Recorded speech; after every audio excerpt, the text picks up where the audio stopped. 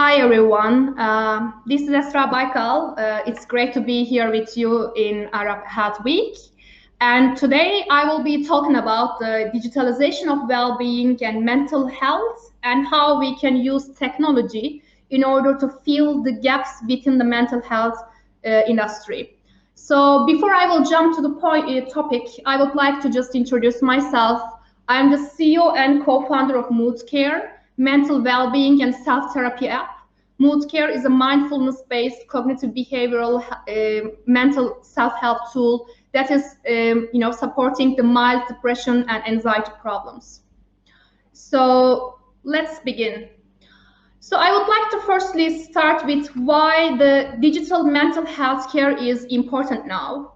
So before the pandemic time, when we look at the trends, we already had that individuals were facing with many behavioral mental disorders like depression, anxiety, body image disorders were already in rise. And during the pandemic time, those problems increased in a huge number of ways. They are surged a lot. So according to the McKinsey's data, in United States, individuals reported the symptoms of anxiety and depression 3 times more than pre-pandemic levels. And another very concerning data is that individuals reporting the suicidal ideations increased 2.8 times more, and as of May 2021. So it's such a recent data. And when we look at the annual drug overdose deaths, as of October 2020, those data increased like 30%. And in general, the number of individuals that need behavioral health support increased like 50%. So we see a huge surge on the demand from the individual side that they are in need of different mental health support. However, data also shows that the total claims for behavioral health services in 2020 comparing to 2019 declined 8%. So this shows that even though the need is there, the current services, we cannot utilize the current services effectively. Of course, there are different factors why this is happening. Cost is one of them, the shortage of therapists, and also the public stigma are, couple of factors that are limiting the access of mental health care. And I would like to talk a little bit about from different angles, like consumers and institutions, how are they approaching to this situation? So from the consumer side, what we see is that the adoption of the digital services on the traditional treatments are increasing, such as telehealth. People are getting used to the idea of meeting with their therapist or the psychiatrist on the online channels. Another thing that we also see that the stigma on mental health is in decline. So people start to accept the conditions, start to share these and talk about that within their network. So we start to overcome the stigma on mental health, which is a good thing. And the demanding consumers are also demanding better employee mental health coverage from their employees. And I would like to also look from the institution side how they are approaching to this situation. And I would like to give example from the United Arab Emirates. The Ministry of Health and Prevention, MOHAP, initiated the new telemental health and also psychiatric emergency services at the very beginning of the pandemic in 2020. So United Arab Emirates is one of the early adopters of technology on the healthcare ecosystem in UAE. And also we see that employee well-being programs are launched, the different kind of toolkits were spread to the employees. And when we look at from the technology enabler side, we see some movements from Apple and Google. Apple just announced a couple of weeks ago that in the Worldwide Developer Conference is that in iOS 15, the new features that are connected to mental health will be launched. Those are like focus features, securing the healthcare data sharing features, and also new healthcare insights and different kind of reportings. And from the Google side, Google partnered with the National Alliance of Mental Health, Mental Illness, in order to provide scientifically backed and reliable resources for the users who are having depression and anxiety problems, such as scoring, like depression scoring, anxiety scoring.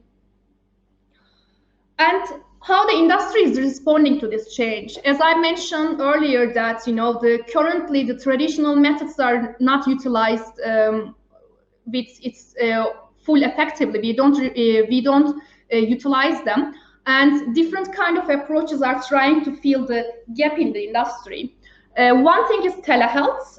We see that the telehealth is growing all over the world. Like patients see doctors, therapists online, on demand. One very good example is from Ginger in United States.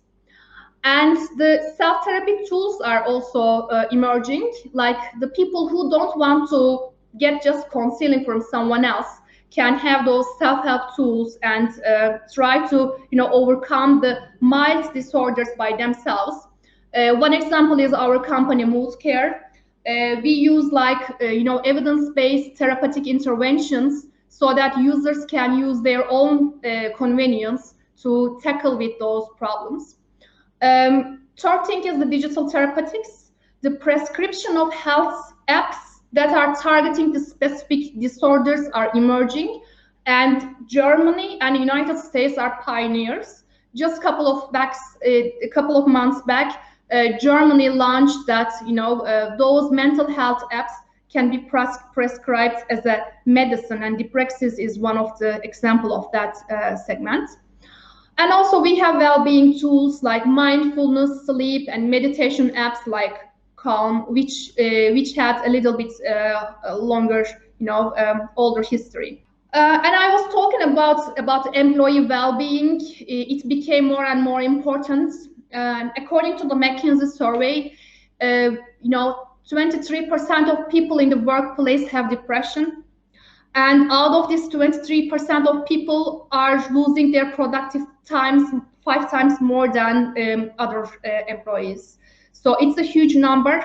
And also they are missing the work 2 times more. So employee well-being is not about only, it's not only the right thing to do, but it is also having a business outcome. Better support brings better business and more effective outcomes on the business. And we have different perspectives from employee side and the CEO side.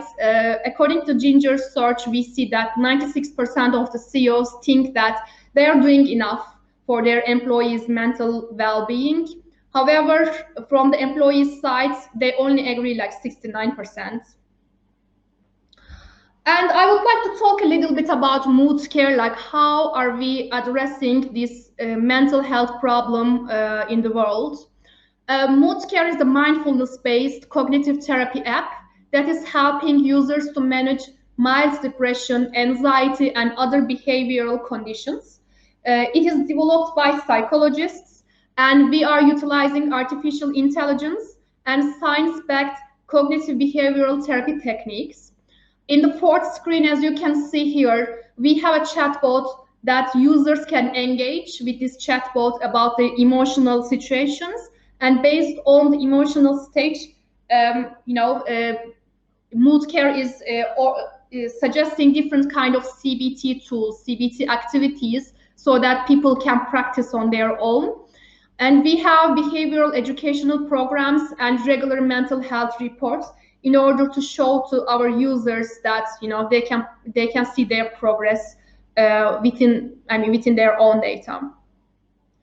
And we have a freemium business model. We have free and premium versions. During pandemic time, we decided to become very generous about our free version. We have the AI-driven chatbot, mindfulness exercises, behavioral educational programs, reports and insights, and a couple of different CBT tools in order to help people to manage the mental problems and mental disorders. And in the premium version, users can access to services in a full service.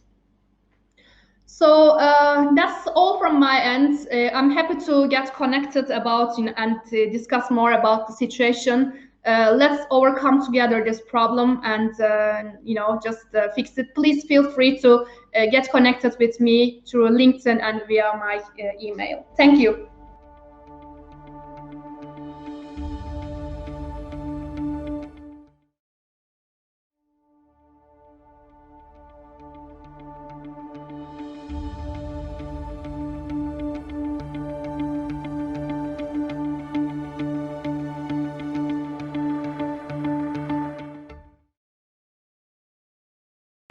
Hello, my name is Kyran. I'm from Total Mental Performance, and today we're running quite an interesting workshop, and it's all about imposter syndrome, comparison syndrome, and understanding how technology is kicking things off with that.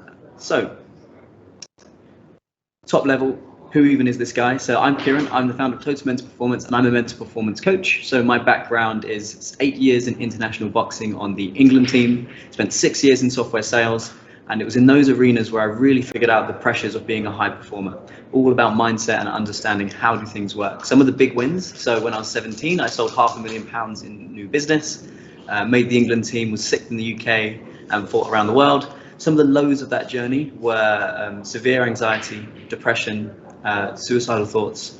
At one point, I had an eating disorder. I was £15,000 in debt, living on my auntie's sofa in a one-bedroom flat in South London, and a really, really tough period. And through that, I started to understand the power of mental health, mental performance, and understanding psychology. So, first of all, why mindset and why think about mental health? And this is on an individual level, because I don't know about you guys, but if we go back to school, we weren't necessarily taught about mindset. We weren't taught about how to manage our emotions, how to think, how to actually look after ourselves. It's something that we've been thrown out into the big wide world. Think about, imagine having a Ferrari in your mind, and that's how powerful our minds are, and just never having been given the instructions how to drive it. So mindset is something that we often overlook, and it just isn't looked after. And the thing is, we all suffer from the common human neurosis, which is the fear of not being good enough, the fear of not being lovable, the fear of not being accepted. And in today's world, with technology always blasting messages at us, which is, buy this thing, you're not good enough, be better looking, be faster, be smarter, be a bigger, higher achiever, it's all pushing on this deeper fundamental feeling of not feeling good enough, not feeling lovable. And if you think about technology and the world that we're in, it's always pushing on those buttons to get us to buy things or behave in certain ways. So this often leads to two things, and we're going to talk about them both, which is imposter syndrome and comparison syndrome. And they get bandied around a lot, but we don't actually always understand, well, what is that and how does that look like? So here are some of the whispers and some of the signs of imposter syndrome. So some of these feelings can be, I don't deserve to be here. That's a really big one. Achieving something and going, instead of understanding and accepting how well you did, just going, yeah, but I got lucky, I didn't really deserve that victory, or yeah, it wasn't me, it was just the circumstances. Nothing's ever good enough, whether it's yourself, whether it's everything around you, whether it's the outcomes. General thoughts of, I can't do this. We're getting the stimulus in from the external world, and we start doubting ourselves. We start thinking, I don't know if I can do this. Can I pull this off? I'm not really sure. I'm not as good as others say. So this is a really big one that we see. So we're getting the external world is giving us feedback of saying, you're doing really well, you're achieving, this is amazing. But actually the internal narrative is, yeah, but I'm not as good as they really say, or if they really knew me, they wouldn't feel that way. This one's a really big one in personal relationships, which is they only love me because they haven't realized I'm bad. And all of these different things are all driving different thoughts, different processes, and different emotions. I'm going to get found out. That's another really, really big one that can creep up on people. So I'd like to refer back to the DILTS model to understand, okay, well, where does this really come from? So running through these very quickly, working from identity down, we often, when things are tough and things aren't going our way, we'll often blame our environment. So starting from the bottom up, our environment is everything we have around us, all the people in our lives, all the different inputs, our actual physical environments, the companies that we work at. Then we have our behaviors in those environments, so how we're responding to that, how we're communicating the decisions that we're making. Then above that, we have our capability or our skills. So this is the actual skills that we have or our potential to go and get those skills, go and achieve. Then we have beliefs. So this is beliefs about ourselves, beliefs about how the world works. Then we have values, so things that are important to us both internally and externally. On top of that, we have identity. And identity is I am good, I am bad. It could be, for me, for many years, it was I'm an international fighter. I am a business owner. I am an entrepreneur. So these are the sorts of things that are going on up here. And then on top we have vision, and vision really is the last final piece. So when it comes to imposter syndrome, often what's happening is instead of us blaming our environments or looking externally at what's not working, we need to go to the top. We need to go to identity, because often what will happen is we blame our environment, so we try and change it. We'll change our environment so we feel amazing for about a month, 2 months, maybe 3 months. But then the same imposter syndrome issues start cropping up. And if we look down and work our way from the top to the bottom, so on that identity level, somebody that has an identity level statement of I'm not good enough is going to impact their beliefs, what they believe about themselves, what they believe about the world and how that works. The things that person values is going to be very different to somebody whose identity statement is I am enough, or I am strong, or I can do this. That then impacts their capabilities, their skills, so their actual potential. Somebody that doesn't believe that they can do it, or doesn't believe that they have that opportunity to get there, is going to then behave in a different way. So then when they're in those environments, the way they're behaving just isn't matching up to the way that they want to. So this is kind of where a lot of this stuff starts to come from. It starts to come from those underlying scripts written in the back of our subconscious that's pushing that message of I'm not good enough and I can't do this. So here's an example. So the guy on the left has just won a really, really big fight in an army barracks. He's beat the combined services champion. He's booked to go fight at the Echo Arena. And at the end of that fight, didn't feel good enough. Even though I'd won every single round, I felt like I got lucky. I got lucky with the draw. It just wasn't there. Guy on the right, he's for that sport, massively overweight, turned up last minute. And the key shift between these two is the guy on the left, even though he won, felt like a loser. The guy on the right, even though he got beat, actually he really enjoyed the fight and he performed much better with 3 weeks notice. And that all came from up here and shifting that imposter syndrome and understanding, oh, okay, I can do this, and it doesn't mean that I'm a failure. Actually, I can do this because I love it. So that's just a quick example of how shifting that can change things. So what can you actually do about it? And this is compulsory reading. So Mindset by Carol Dweck will help you rewire your mind and understand how you're processing things from a imposter syndrome perspective, whether you've got a growth mindset, so everything's an opportunity to learn and get better, or whether it's a fixed mindset, insofar as my abilities are very limited and I can achieve so much. Then we have self-authoring. So this is an amazing tool for you to reprocess your past, your present, and your future. And it will help you understand where does that imposter syndrome come from, what's driving that, and then also developing a future that can be very different. Then we have working with an expert. So that's whether that's a mental performance coach, a total mental performance, a therapist, another executive coach, working with somebody else to have that external view to help you process all of that can really change the game. So, comparison syndrome. What are some of the signs? Seeing other people doing really well, and instead of feeling inspired and happy for them, you start feeling bad about yourself. Why are they seeing results and I'm not seeing results? So seeing others and comparing, oh, well, what am I doing that they're not doing, and vice versa, and getting really stuck in that headspace. Getting stuck in the mind of everybody else has their shit together and they know what they're talking about and they really have everything perfect, and you don't. The thing is, everybody's feeling stressed, anxious, afraid. They have their doubts. Nobody has their stuff together 24/7. And getting stuck in comparison syndrome, we can often assume that everybody else, whether that's competition, colleagues, friends, family, they've all got it there, but they're not, and they don't. Measuring your own self-worth on somebody else's net worth, and comparing yourself to people on the internet. And this one is really, really big, particularly if we look at how the world and society is set up today. So why is imposter and comparison syndrome so much more prominent these days? And it's really simple. The world has changed. So if we think about us as human beings, our physiology and our psychology has taken, depending on who you believe, tens of thousands to hundreds of thousands, something even a million years to actually get us to this point. But think about how fast our environments have changed in the last year, 2 years, 3 years, 5 years, 10 years, 25 years. The world has changed so fast, and our physiology and our psychology hasn't had a chance to adapt and actually catch up with that. And another thing that has also changed is the technology landscape. So if we use the example of keeping up with the Joneses, it was really, really easy, say 30, 40, 50 years ago, to really only compare yourself to your neighbours and maybe the newspaper, because they were so far away. There was such a psychological distance between people in the papers or on the news and how you're doing in your part of the world.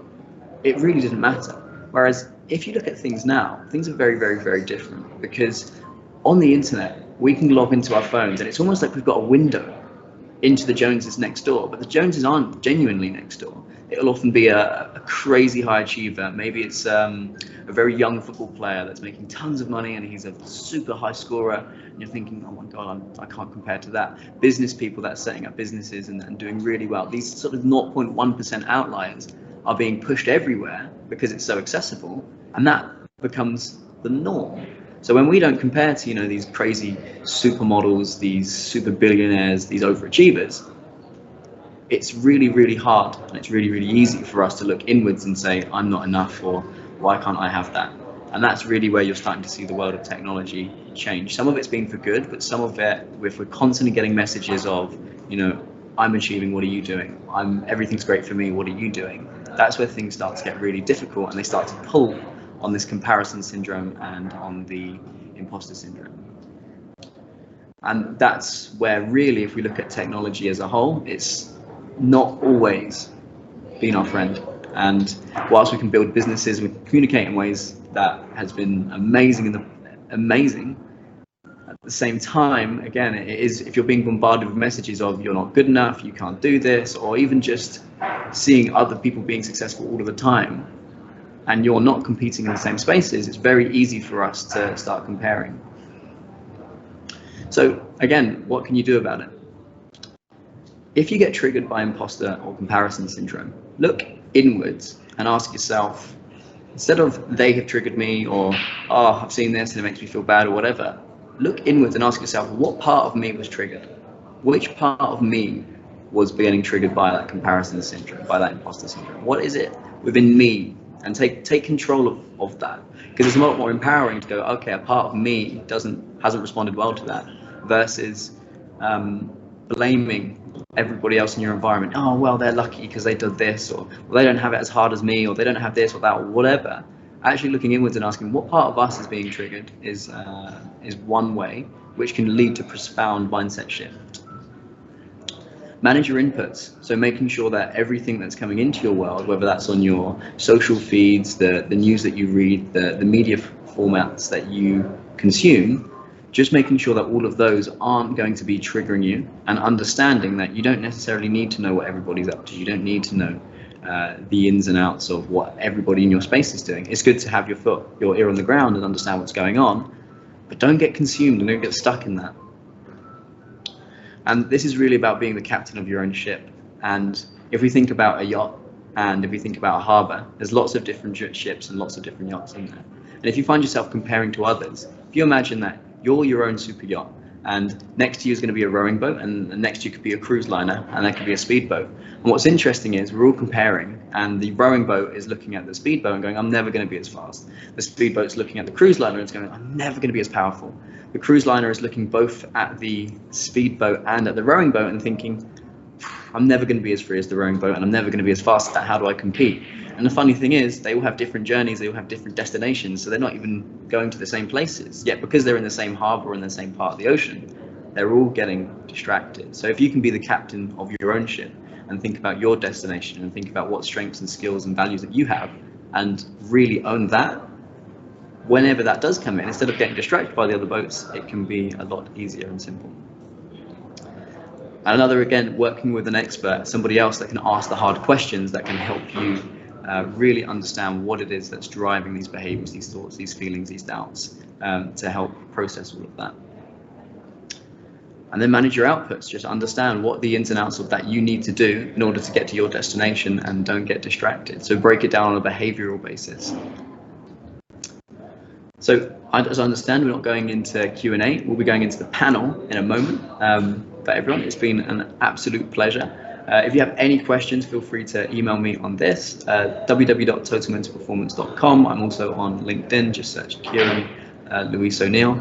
But yeah, if anybody's interested in actually exploring and working with an expert themselves, so here at Total Mental Performance, we work with high performers, and we help them manage challenging emotions, break through self-limiting beliefs to avoid personal and commercial failure, but also to hit peak performance.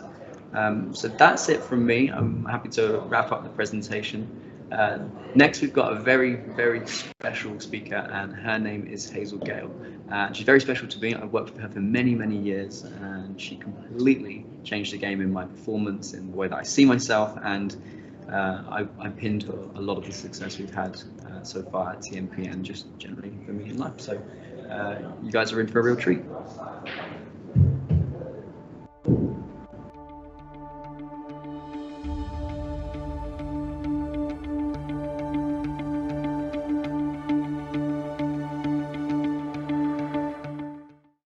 My name's Hazel Gale. I'm a therapist, author, and social entrepreneur building wellness apps for a better, healthier future. I took a meandering path to get to where I am now. As a young person, I was all about creativity. I was a singer for a while, and then I got a degree in fine art. But somewhere in my mid-20s, after coming through a difficult time, I found myself in a kickboxing dojo learning to fight. I wanted to prove beyond any measure of doubt that I was the strong, successful person that deep down I needed to believe I could be. Now, I guess on paper I achieved this. I won world and European and national titles across the sports of boxing and kickboxing. But those victories meant very little in the end, because the effort it took me to get there brought me to my knees. I burnt out emotionally and physically, and I wound up feeling weak, lost, depressed, and desperate. This was the polar opposite of what I was aiming for. After that, it was therapy that got me back to my feet and back into the ring. But ultimately, those few years of introspection changed my entire worldview by getting me back in touch with myself, with my needs, my values, and also my creativity and my enjoyment of life. So I left boxing behind peacefully in 2014 after training as a practitioner. And now I devote my time to helping others win their own emotional battles. And right now, in order to do this, I'm developing an app called Betwixt, which is a wellness app with a difference. My team have been working on Betwixt for 2 years, and we firmly believe that digital media is the future of mental health, but that there are some key changes that need to be made before we can make it happen. So before I tell you what we're doing differently with Betwixt, I want to talk a little about what's wrong with what's out there at the moment. The main problem is that the digital world thrives on engagement, but wellness apps are not currently that engaging. Not enough, anyway. Researchers found significant dropout rates for computerized CBT, which is the most common kind of online resource out there. And one large UK trial concluded that people simply don't stick with these apps for long enough to gain any meaningful kind of benefit.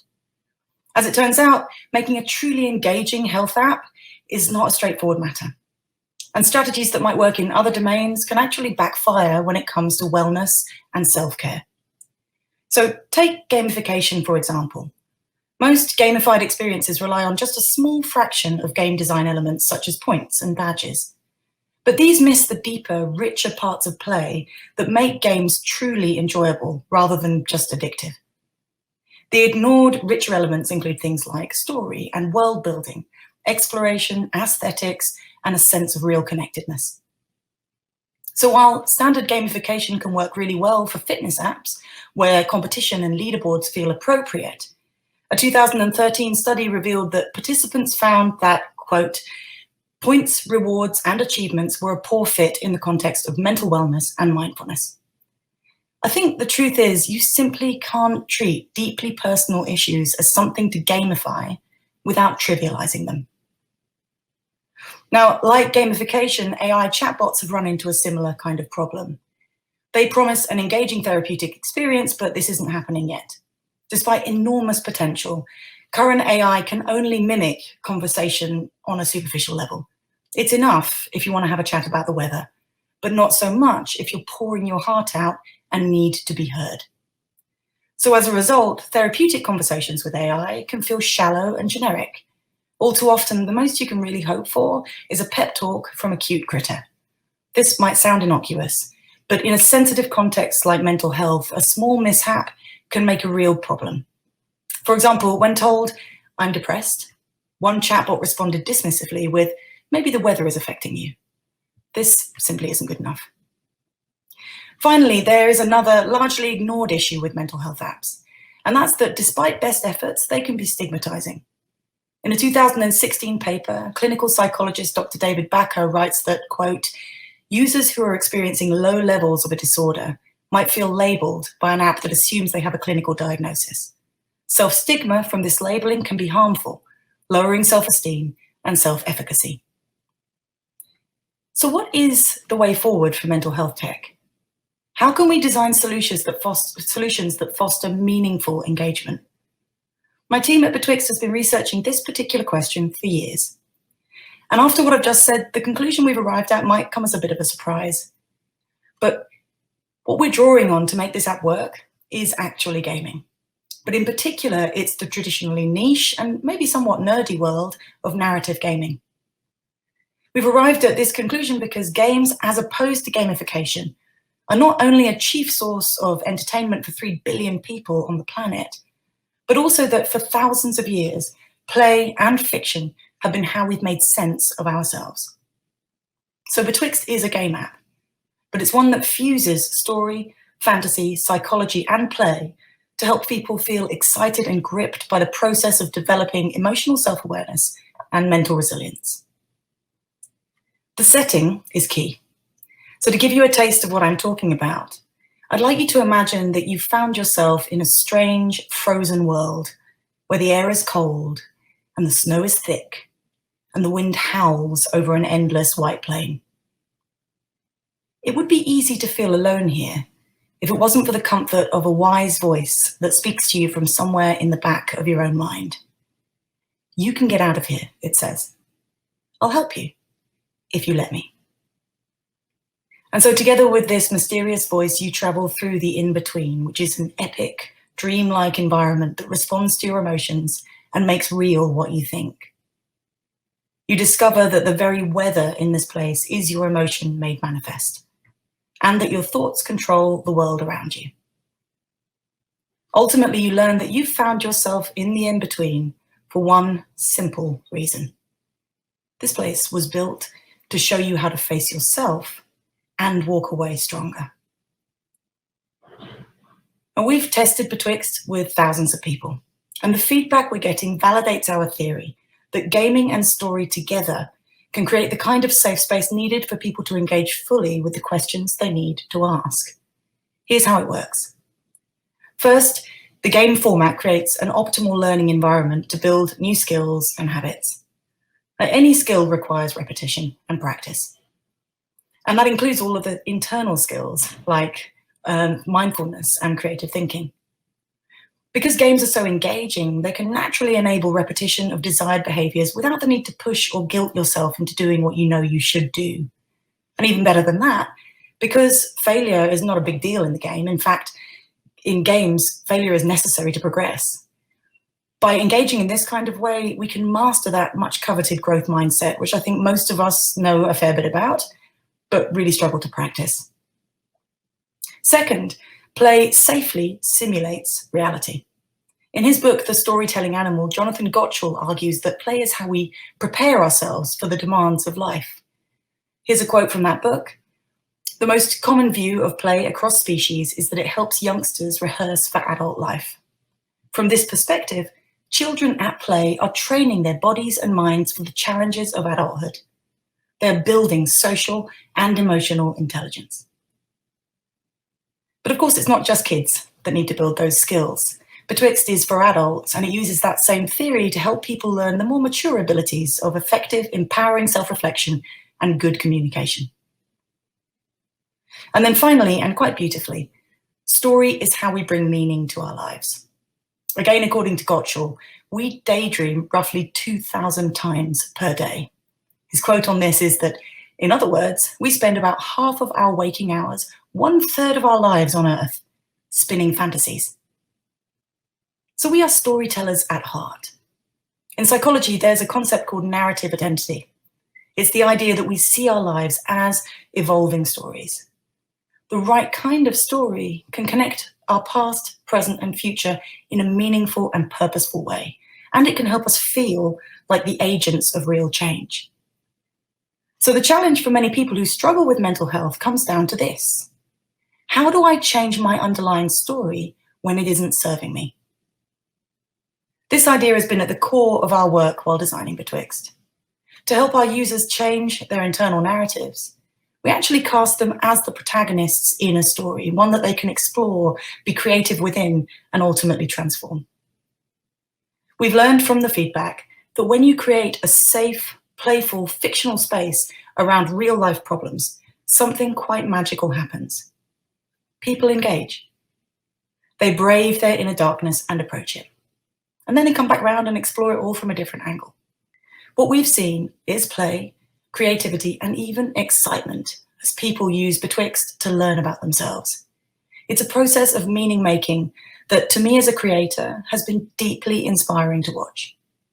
And having seen it happen, I am now convinced of one thing, and that's that the future of mental health can, should, and will be an epic adventure. Thank you.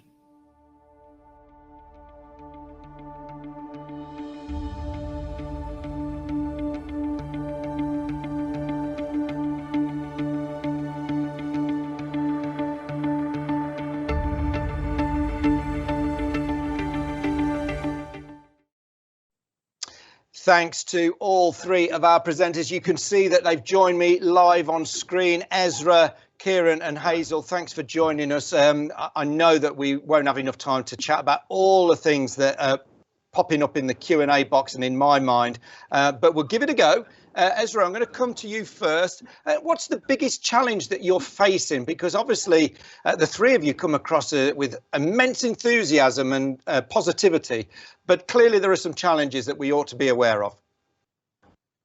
I mean, when it comes to the mental well-being industry, what we observe is that we see people are starting to, overcome the stigma, and people started to get a little bit more acceptance on their own problems, but it's in very initial stage. So we still find, like, the users, for example, for mood care, we see that people are still thinking, like, using the mental health apps is somehow, a kind of this will show off, like their disorders will be more published and so on. So those kind of challenges that we are observing in a mental well-being space. Yeah. Yeah, and I guess that's probably you, not unique just to you and the work that you're doing, but across the board. Kyran, I managed to watch your presentation and I thought, oh my God, that's me. Yeah, that's me. That's me. People have a perception of a guy like me that's confident and, well, listen, Dave, you're on stage, but we do still have those insecurities. Maybe that's a word, an old-fashioned word, maybe. I think, aren't we all looking for utopia? Don't we all just want to be happy? Yeah, I mean, if we think about imposter syndrome, we think about what you just shared there, right? We kind of see everybody and we think, oh, they must be amazing. They look so confident. They do this every single day. But actually they forget that, yeah, we all can be insecure and we can all be scared. But to quote the legendary boxing trainer Customato, he used to say that fear is our friend and fear is like fire. And fire can either burn the house down if we don't actually control it, or if when it's controlled, we can actually use it to cook the food, keep the house warm. So I think, yeah, I mean, using that fear and all of those negative emotions, if we can reprocess them as actually this is just something for us to get excited about, to overcome and actually control that flame, then actually things can be very, very different. Yeah, feel the fear and do it anyway. Nothing ever grows in your comfort zone. All of those sort of memes that we've seen on the internet come to mind there, don't we? Hazel, you've obviously worked with Kyran, seen him develop. You've taken this onto a platform. When we use the word game, I mean, we think about our childhood, don't we? And And does it do it an injustice to think that it's perhaps a little bit silly?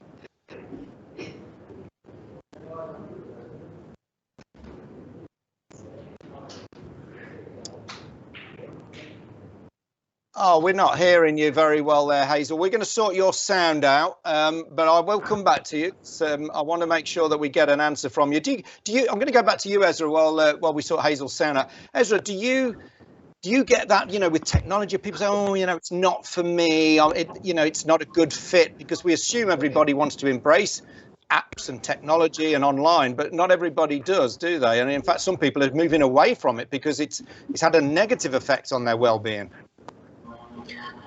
True. So, I mean, there is a way of using technology, to heal the mental health. Plus, also it also harms in one sense as well, right? Like the social media, for example, it's like having a very, negative impact when it comes to the people's mental health. While it's also, using telemedicine, for example, also helps, treatment effects as well. So it's all about how we use the technology. When it comes to the corona, like the pandemic, we started to get we started to see that people get used to, adoption of the technology to the mental health systems, because during the lockdown and long lockdowns, psychologists, psychiatrists, all of them were, connecting with their clients through online channels. And we also see that, people started to get used to that. As you mentioned, like previously, technology was more, people were having more bias about that. I mean, it will be, used for the treatment options, but now we see, that people start to get used to the clinical side, psychologist, psychiatrist side, plus the client side as well. So they are more open to use, mobile apps or telemedicine, online channels to meet with the right candidates. Like when we have, discussions with psychologists currently, what we see is like the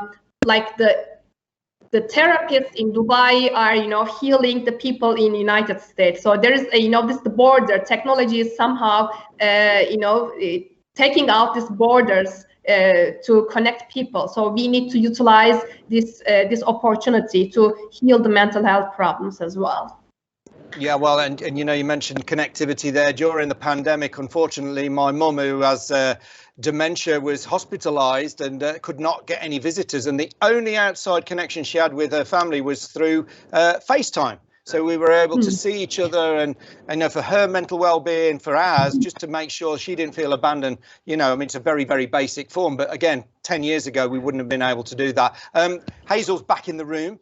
We know you're there now, so we can have a chat. I was talking to you about, trivializing by the word game. There's somehow a childlike. Do you come across that as a bit of an obstacle? Yeah, I mean, this is actually, I was talking about that in the presentation, actually using that word trivialization, because the problem with that really is that we see a lot of apps out there that are gamifying mental health, and that does trivialize deeply personal issues.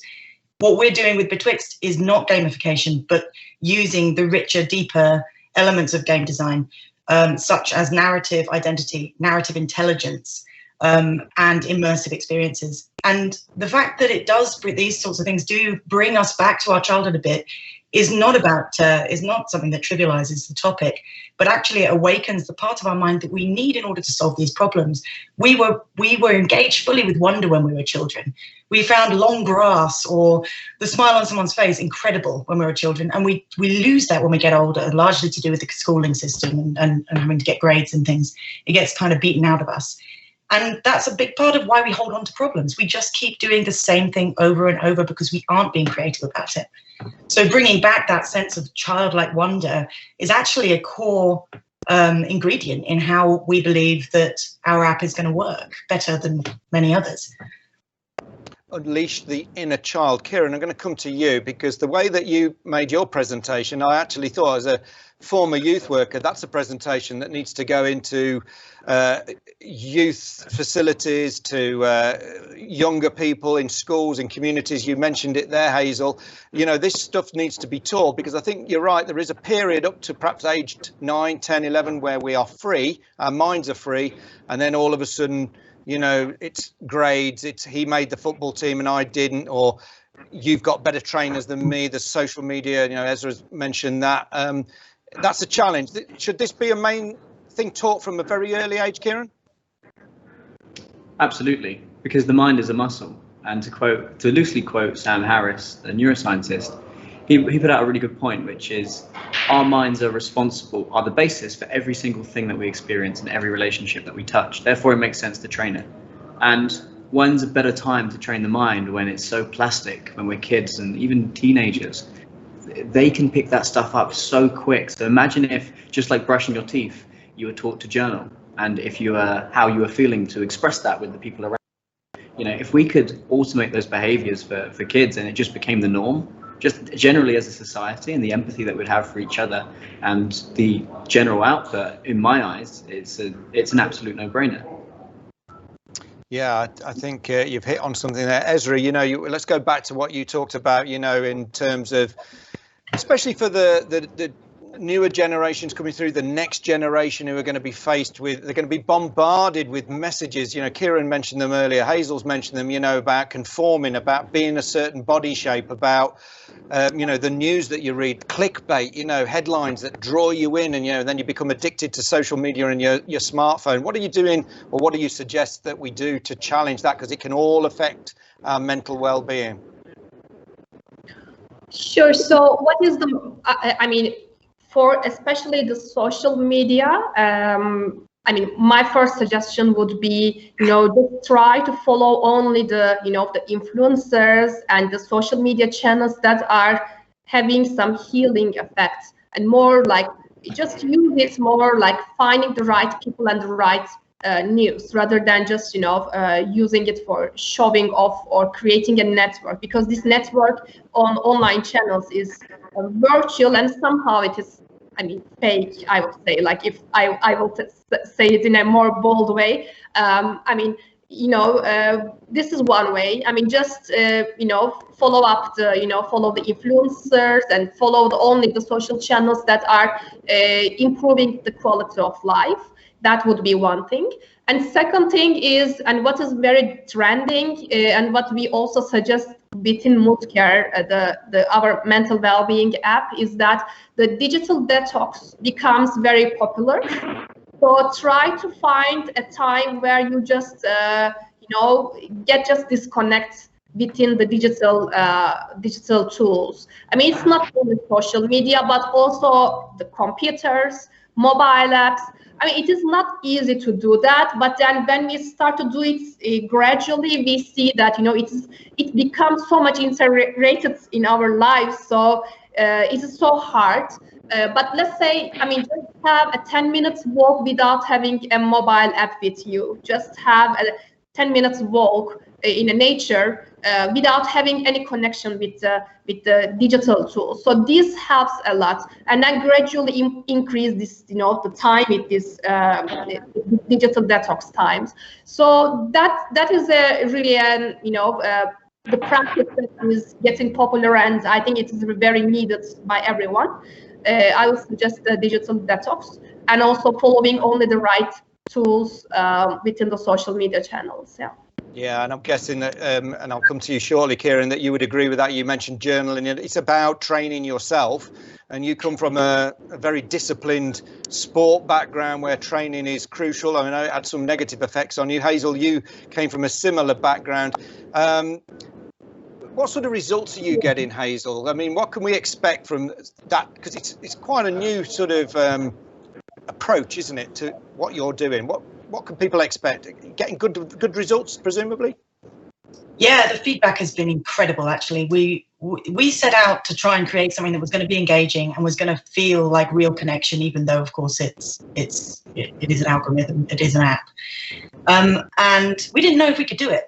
But the feedback that's coming in is validating our core theory that when you bring story and environment and immersion into and play into real life problems, people engage in a new kind of way. We're constantly hearing from people. Actually, we've heard from a number of people that they've been in tears in a good way while playing the app, which we couldn't really believe. The other thing is that people say, even though they know they're talking to a digital thing, they can't shake the feeling that they're starting up a real actual relationship. And at its heart, Betwixt is a journaling app. You know, the idea is that it creates a story around writing about what's going on with you so that you can take hold of your own story.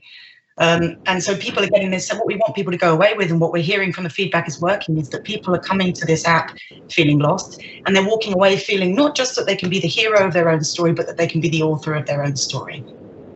Brilliant.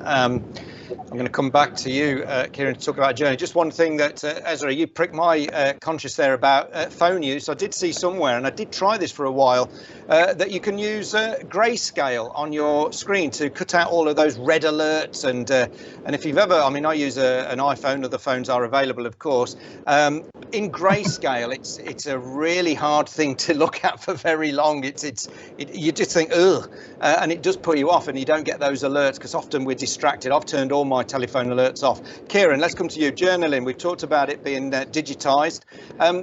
Presumably as well, I mean, life's a journey. We're told to live in the moment because there's mindfulness and live for today, but we can't deny we've all got a past. We hope we've all got a future. Journalism and the approach that you take gives us that sort of evidence that we're doing okay, or there's things we need to improve, because we can look back on it, can't we, and we can plan for the future. Absolutely, and I have quite strict journaling routines. I have two types. One is freeform that actually Hazel taught me, which is when you feel overwhelmed or that your mind is racing, got lots going on, just grabbing a notebook, writing for 3 A4 pages and just downloading everything. So that's more of a reactive, right, that's going to just bring you back to center. And then what I actually do every evening in a spreadsheet is I'm tracking things like mood, energy levels, focus, productivity, the free gifts of every day, what lucky things happen, my wins, my challenges, my learnings. And what's amazing is taking a more data-led approach. I can see, I know that if I'm training 3 times a week, if I'm out in the sun, if I am doing roughly 10 to 12 client sessions a week, I kind of have all this data to show me when I'm going to be at my peak performance, happiest and most engaged, and the opposite as well. So I think there's lots of different ways to journal. It's got a big stigma, but there are just so many different ways we can actually do this stuff, and just being open to it and going, well, what's the worst that can happen, you know? Yeah, I mean, you use the word stigma there, and I think you're right. Often it's around the words. I mean, I use the example of games, you know, journaling, you know, some people might say that's a little bit sort of twee or a bit hippie, you know. Some people are scared by the words that are associated with technology and apps, you know, and it goes over their heads. Maybe we need to think about the language, but really we just need to get on with it. Show the results, show that this stuff works. I mean, you mentioned journaling there. I'm still using a paper diary. I've got every single diary going back to 1980. Yes, I really am that old. And what is fascinating by that is that sort of track record of where you've been in your life. And although I never wrote, "Dear Diary, I'm feeling sad," there are some little bullet points in there that show actually you're okay. And that's all we really want, isn't it, guys? We just want to be okay, happy, and know that things are going to be all right. Yeah. It's been fascinating talking to you.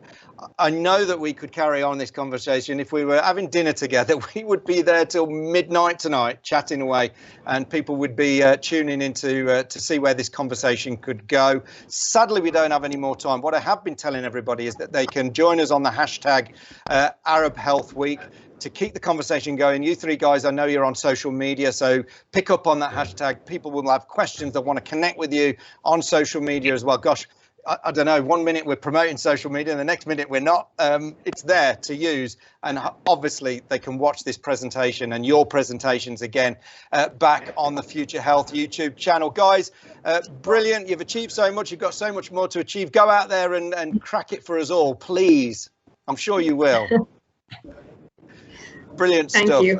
Thank you much, everyone. Esra, Kyran, and Hazel. Thanks for giving up your time today. A brilliant panel discussion, 3 great presentations.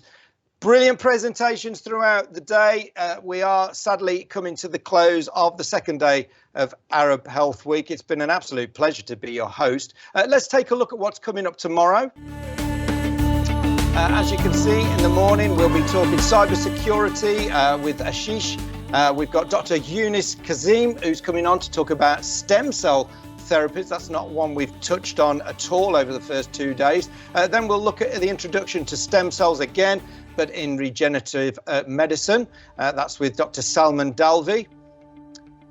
And then throughout the rest of the day, let's have a look for the afternoon. Yep, here we go. Jenny Scott's going to be with us, looking at the expertise in global healthcare in that massive marketplace. And finally, we'll talk about the future of healthcare billing with Ghafoor Ahmed. So plenty to come tomorrow. My colleague, the wonderful Sandra Garlick, will be taking over from me. It's been an absolute pleasure to be your host. Remember, and I'll drill this home again, you can stay on the platform, keep those connections going, keep the conversations going, keep the chat going, because as we said right at the start, the Future Health Series, which is going around the world over the next few months before we meet again live in person next year, is all about creating and sustaining this global community of healthcare professionals and just people who care. And what our aim is to innovate, is to share best practice, stories, things that work, challenges, and come together to find common ground and solutions so that we all have a more prosperous and better and healthier future. That's the aim. Stick around on the hashtag as well, Arab Health Week and Future Health Series. They're the two hashtags to pick up on. But for now, I've been Dave Sharp, your host. It's been an absolute pleasure. Enjoy the final day tomorrow. Watch again on Catch Up on the Future Health YouTube channel. But enjoy the rest of your day. Thank you so much for joining us. Goodbye.